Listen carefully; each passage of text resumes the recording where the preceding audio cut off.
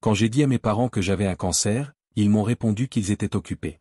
Nous sommes à la consultation de mariage de ta sœur. On peut parler plus tard? C'était tout. Pas de pause, pas d'inquiétude, juste un revers de main, alors que je me tenais devant le centre d'oncologie, tenant un dossier de résultats qui venait de bouleverser toute ma vie. Lymphome de Hodgkin, stade 2. Je n'ai pas pleuré. Pas tout de suite.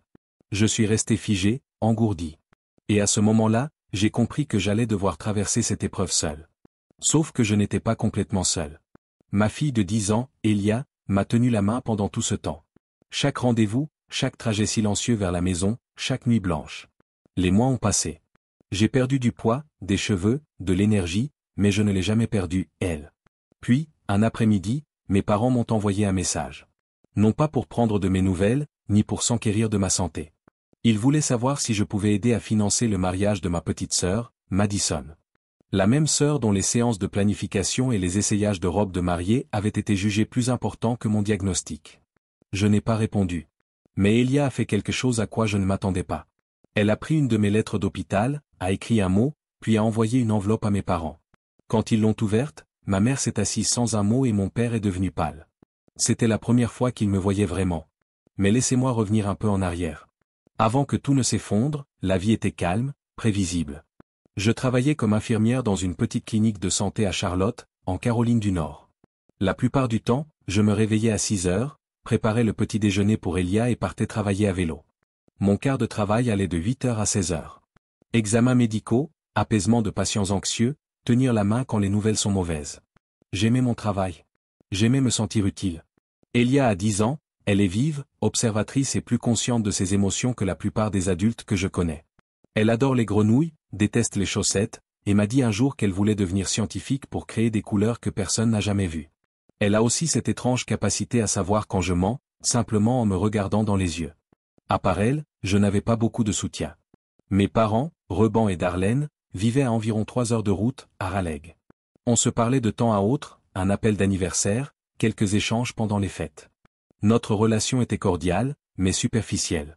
Ma mère a toujours semblé plus investie dans la vie de Madison. Ses candidatures universitaires, ses relations, ses tableaux Pinterest remplis d'idées de mariage. Madison était leur fierté. J'étais la fille discrète, celle qui semblait compliquer la vie pour rien. Comme mon père l'a dit un jour. Une semaine avant le diagnostic, j'ai senti que quelque chose n'allait pas. Ce n'était pas juste de la fatigue. C'était une fatigue profonde, persistante, enracinée dans mes os. J'avais des bleus inexpliqués. Mes mains me faisaient mal. J'ai cru que c'était le stress, l'épuisement professionnel. Les infirmières sont toujours fatiguées, non? Mais Elia l'a remarqué. Un soir, alors que je pliais des serviettes, elle s'est approchée de moi et a murmuré. « Tu te sens lente, maman? Comme si quelque chose en toi s'en allait. » Cela m'a frappé plus fort que n'importe quel symptôme. Elle pouvait le voir. Le lendemain matin, j'ai pris rendez-vous pour une prise de sang. Je n'en ai parlé à personne. Ni à mes parents, ni même à ma meilleure amie, Lorna, qui venait de déménager en Floride. Je pensais que ce n'était rien. Peut-être une carence en fer. Peut-être du stress. Mais lorsque mon médecin m'a appelé et m'a demandé de m'asseoir, j'ai su que ce n'était pas rien. Biopsie. Imagerie. Diagnostic. Cancer. J'étais seul dans une salle d'examen froide, fixant un tableau mural pendant qu'une infirmière me demandait doucement s'il y avait quelqu'un que je pouvais appeler. J'ai appelé ma mère. Elle a répondu immédiatement. Lymphome, stade 2.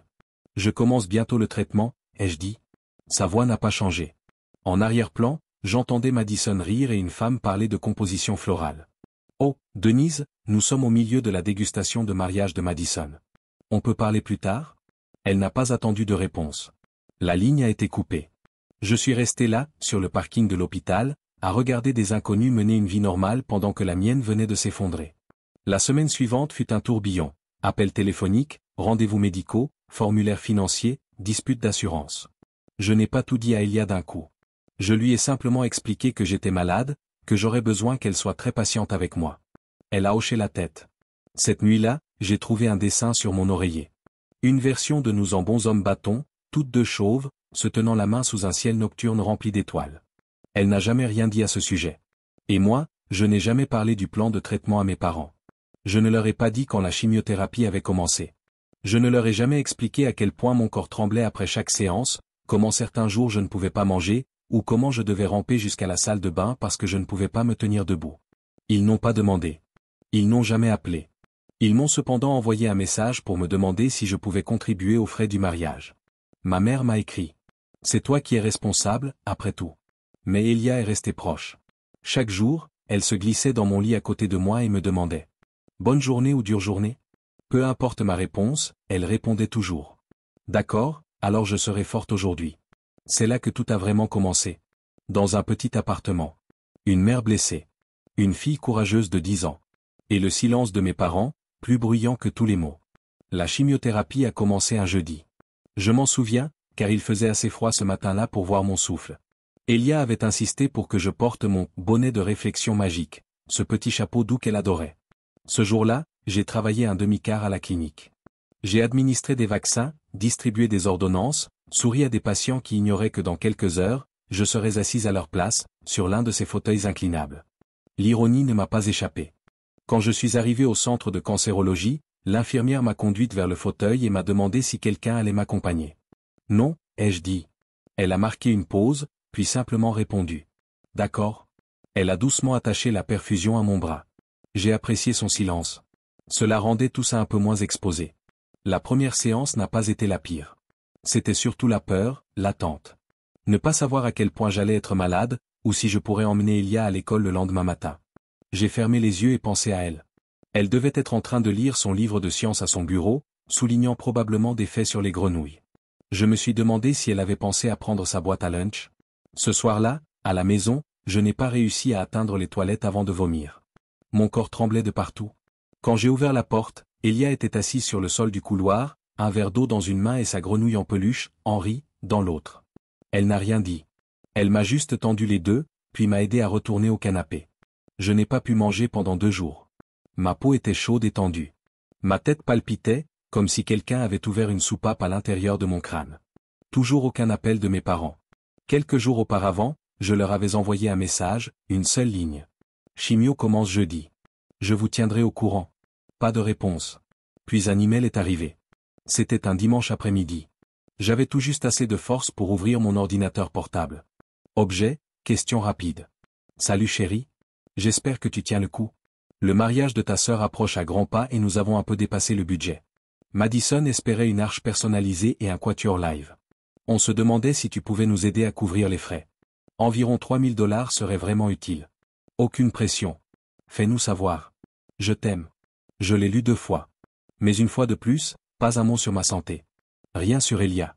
Pas de « comment te sens-tu » ni de « comment se passe le traitement » Juste de l'argent.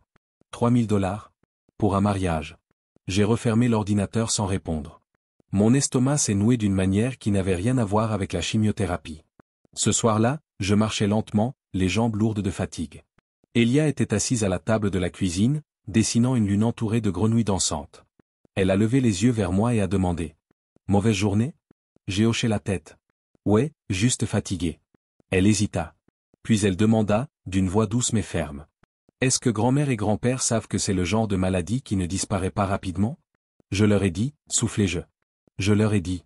Elle plissa les yeux, comme si elle essayait de comprendre quelque chose de beaucoup trop grand pour elle. Ils ont oublié? Je ne pense pas qu'ils aient voulu s'en souvenir.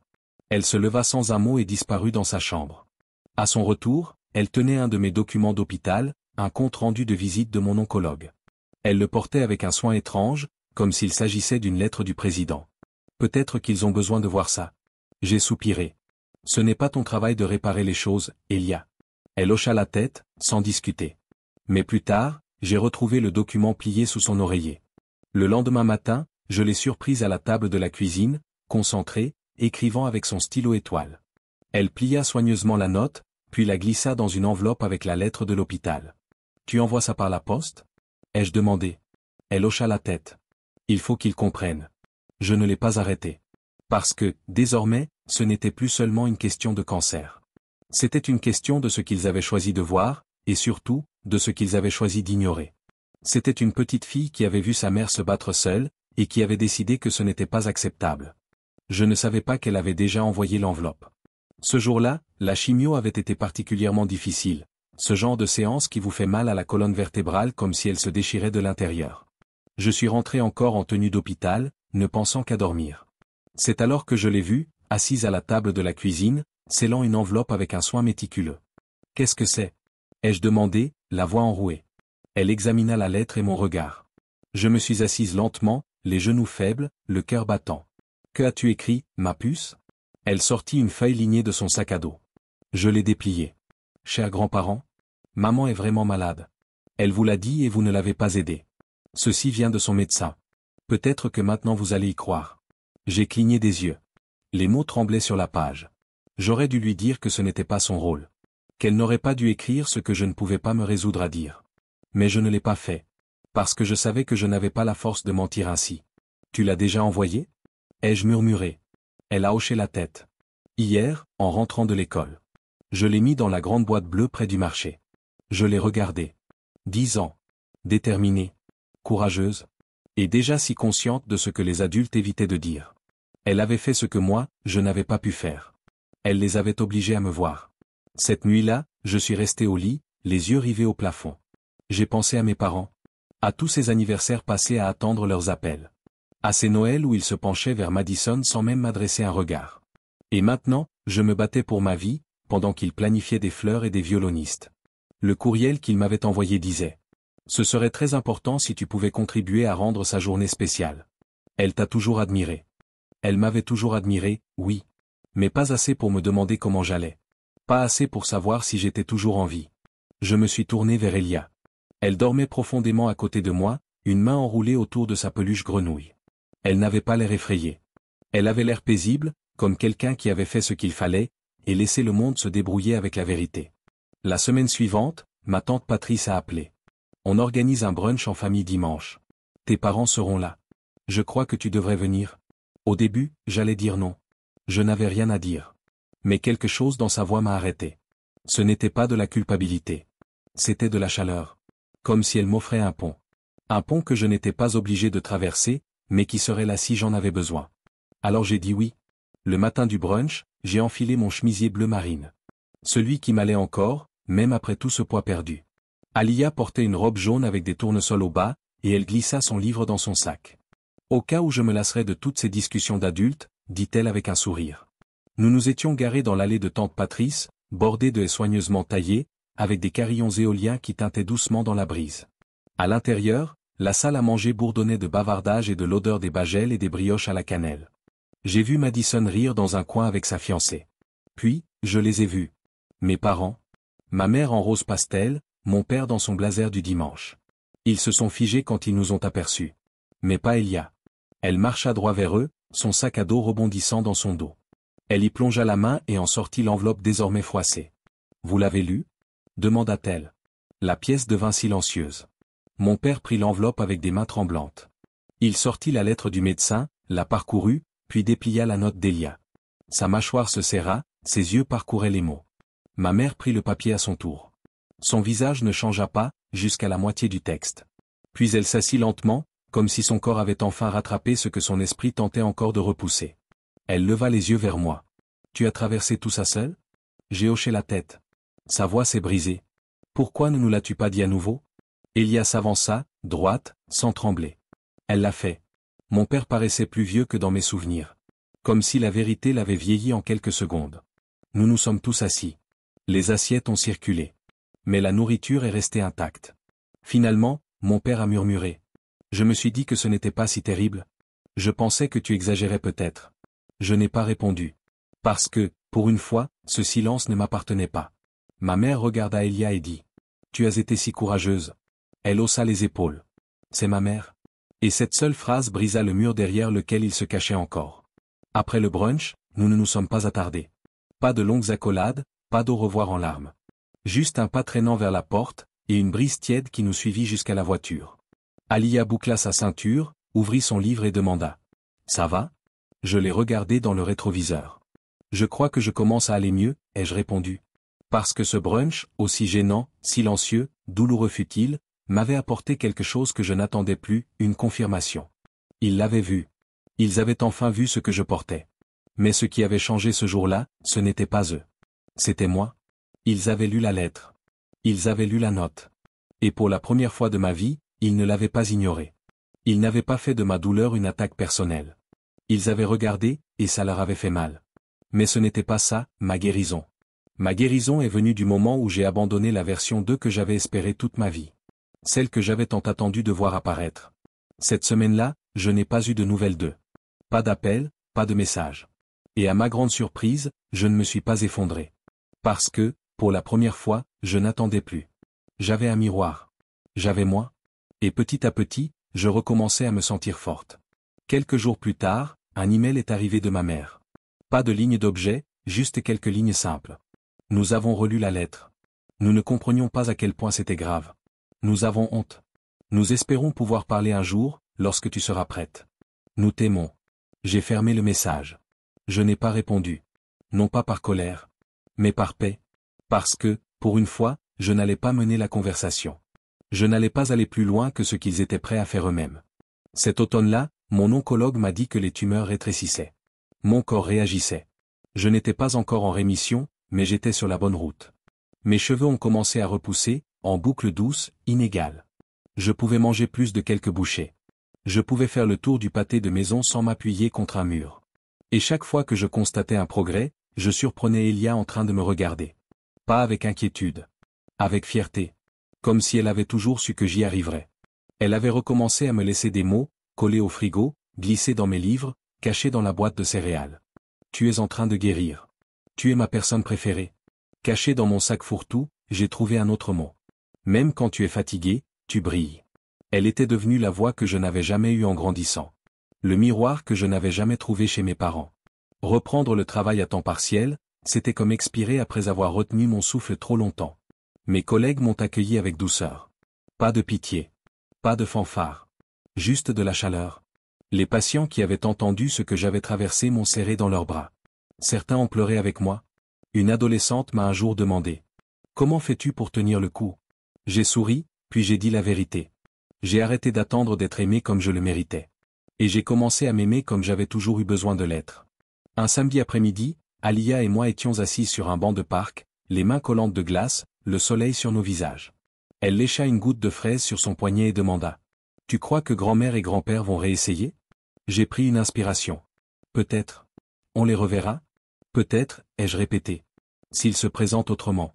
Elle a acquiescé, puis a dit quelque chose que je n'oublierai jamais. Je pense que tu es vraiment courageuse. Je l'ai regardée et j'ai souri. Je pense que tu es la personne la plus courageuse que je connaisse. Et elle l'était. À 10 ans, elle s'était dressée contre le silence. Elle avait dit la vérité que je n'arrivais pas à prononcer. Elle avait posté la lettre qui avait brisé les murs que j'avais passé des années à prétendre ne pas voir. Ce n'était pas qu'une histoire de cancer. C'était l'histoire du silence qui accompagne la négligence. Du chagrin de devoir donner, donner encore, sans jamais recevoir. C'était l'histoire de qui se présente, et de qui ne se présente pas. Et que fait-on lorsque ceux dont on a le plus besoin choisissent la commodité plutôt que les soins? J'avais l'habitude de penser que la famille, c'était une affaire de sang. Mais maintenant je sais mieux. La famille, c'est celle qui se tient sur le pas de votre porte quand vous êtes trop malade pour bouger. C'est celle qui apprend votre planning de médicaments parce que vous l'oubliez. C'est celle qui s'assoit à côté de vous quand la maison est trop calme et que votre âme est trop bruyante. Parfois, cette famille, c'est celle que vous élevez. Parfois, c'est celle que vous choisissez. Mais ce n'est jamais celle qui n'appelle que lorsqu'elle a besoin de quelque chose. Si vous vous êtes déjà senti abandonné, négligé, rejeté par ceux qui étaient censés vous aimer, sachez ceci. Leur silence n'est pas votre honte. Leur absence n'est pas votre faute. Vous n'êtes pas trop émotif. Vous n'êtes pas trop exigeant. Vous n'êtes pas invisible. Vous méritez d'être vu. Vous méritez d'être cru. Vous méritez de rester entier. Et si les excuses ne viennent jamais, j'espère que vous trouverez mieux. Quelque chose de solide. De doux. De fort. De stable. De beau. Quelque chose comme ce que j'ai trouvé. Moi. Et je suis toujours là. Si cette histoire vous a touché, partagez-la. Envoyez-la à quelqu'un qui pourrait en avoir besoin. Laissez un commentaire, je les lis tous, et vos mots comptent plus que vous ne l'imaginez. Et si vous voulez lire plus d'histoires vraies et puissantes sur la survie, la famille, et ce qu'il faut pour devenir votre propre lieu sûr, abonnez-vous. Appuyez sur la cloche. Et surtout, prenez soin de votre cœur. Tu le mérites.